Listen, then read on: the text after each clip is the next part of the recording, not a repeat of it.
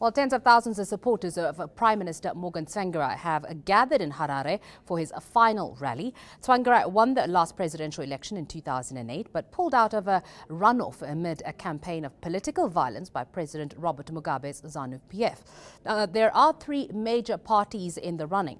And for more on this, we're joined by eNCA Africa Editor Chris Maroleng, who's joining us live from Harare in Zimbabwe. Chris, this is MDC leader's third attempt to actually unseat the ZANU-PF leader. Is it actually going to happen this time around?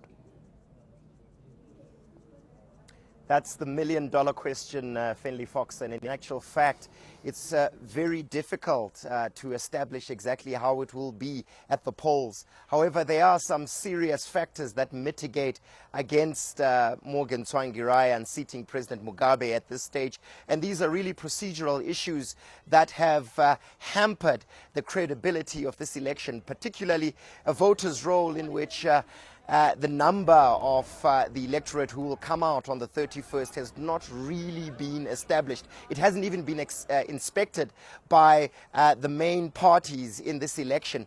Another key thing was that there was a registration process that really had a limited window, which limited the amount of time for people to effectively go out there and register. Finally, there have been these allegations that have been bandied about by the Movement for Democratic Change, who claim that they are in possession of evidence that indicates that there could be attempts to engage in electoral fraud against a possibility of a Movement for Democratic Change. So it's going to be difficult to see Morgan Tsvangirai coming away from this election with more than the 50+1% that is required for a first-round victory.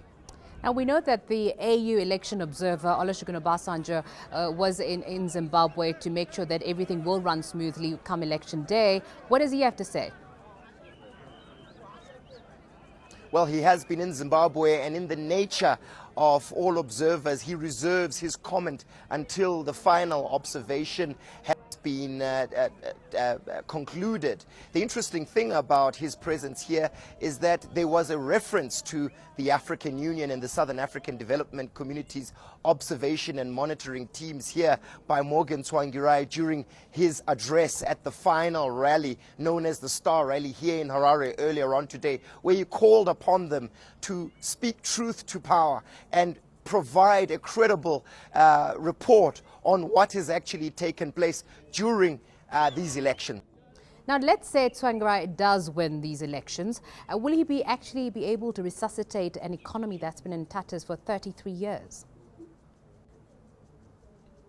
Well, his claim at the campaign that was held earlier on today, the final campaign before the elections on the 31st, he simply indicated that if he is elected as president, he will introduce a reform program to Zimbabwe that will see the resuscitation of Zimbabwe's economy. He mentioned more inflows of foreign direct investment, ensuring that corruption that has hampered people from engaging in economic activities is eradicated from government. He's also indicated that he will create more jobs and opportunities for the youth who have struggled and found it difficulty in these tough economic times in Zimbabwe to find work and indeed opportunities to engage in entrepreneurship. He went on further to also indicate that if he is elected as president, he will ensure that people are provided with opportunities to approach social services like